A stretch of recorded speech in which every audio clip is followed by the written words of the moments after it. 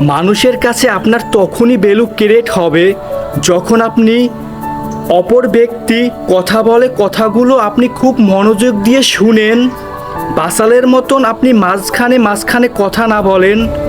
যখন কথা বলা শেষ হয় তখন আপনি ওই কথাগুলোর উপরে বিচার বিবেচনা করে কথা বলবেন। তখন দেখবেন মানুষ আপনাকে জ্ঞানী মনে করবে, আপনার কথার মূল্যায়ন দিবে।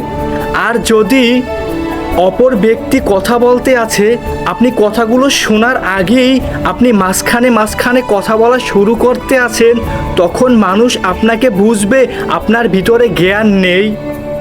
যখন আপনি কোথাও যাবেন তখন মানুষের ভিতরে কথা কম বলার চেষ্টা করবেন।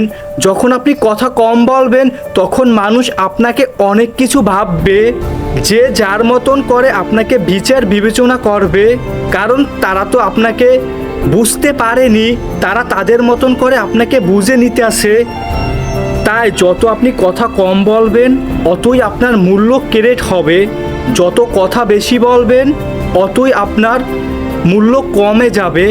তাই কথা কম বলার চেষ্টা করবেন, মূল্যবান হবেন, মানুষ আপনাকে সম্মান দিবে, আপনার নিজেরই একটা ভ্যালু ক্রিয়েট হবে।